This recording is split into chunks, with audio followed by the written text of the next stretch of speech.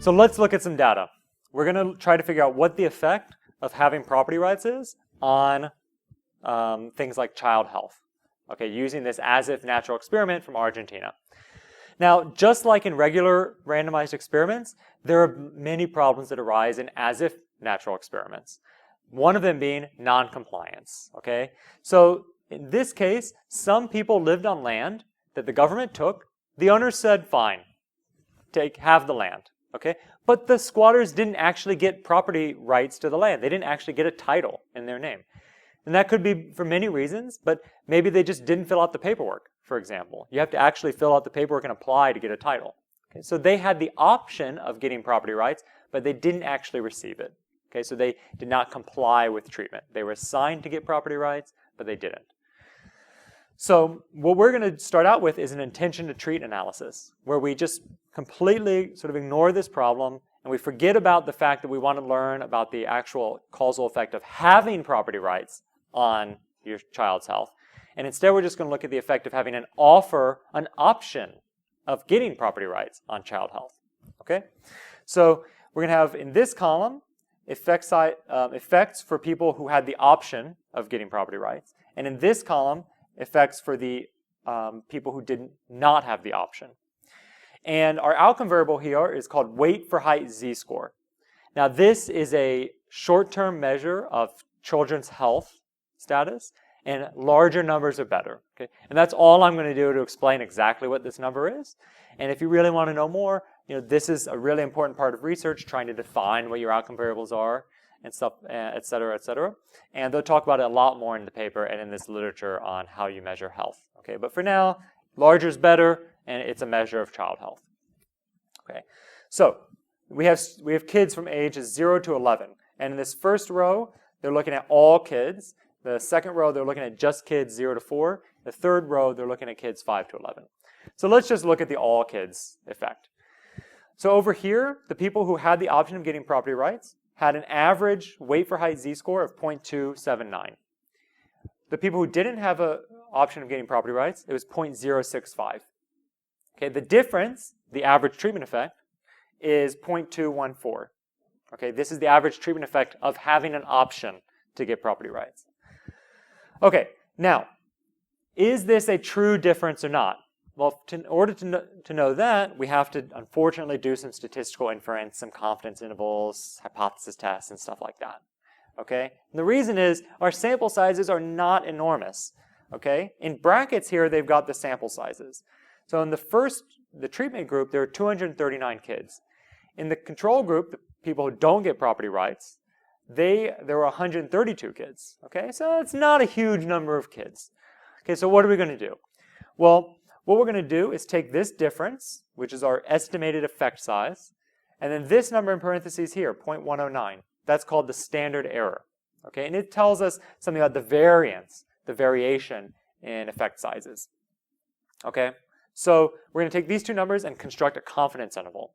Okay, so I've got that over here to just remind you from our earlier modules what's going on.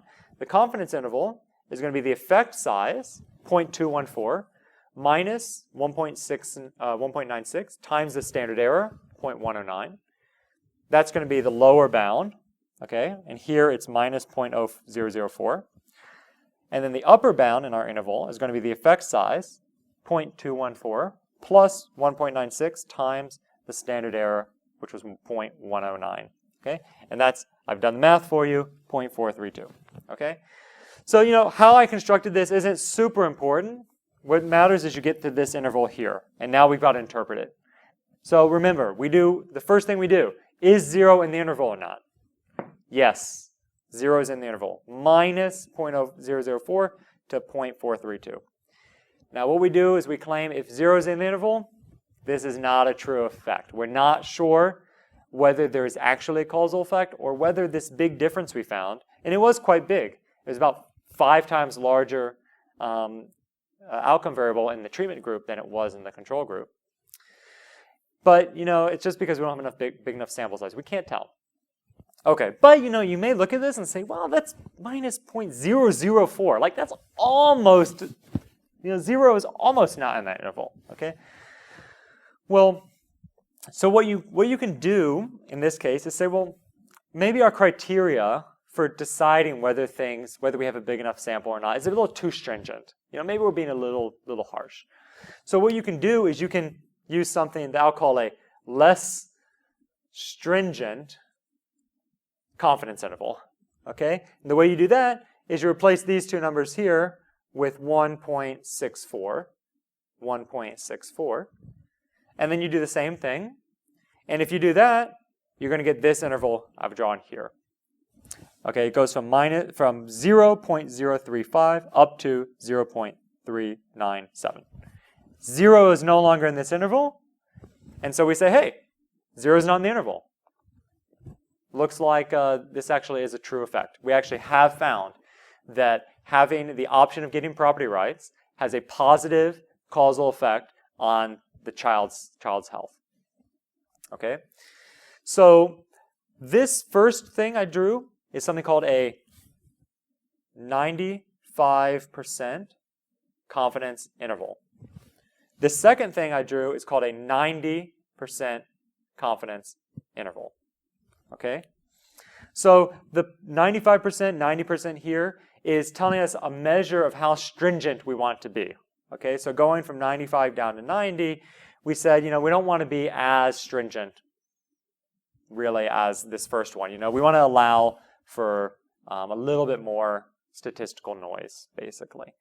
Okay, and what that did is it shrunk the interval. Okay, we went from a bigger interval that contains 0 down to a smaller one. Okay, so sometimes that's what's done in practice, is you look at a few different confidence intervals in order to see, maybe the effect, it doesn't look like there's an effect for one, but if you relax your criterion a little bit, you get an effect. Okay, ideally, every researcher out there would want to get, have their interval not contain 0 for like 99%. You get even stronger. No matter how stringent you are, you still find effects. That's ideal. But, research is hard to do, and sometimes you don't always get clear-cut answers like that. So in cases like this, there's some subjective judgment about, is there an effect here or not? There is if you're not too stringent, but there isn't if you are very stringent. Okay? And whether you believe this one or this one, that's really just up to your own judgment.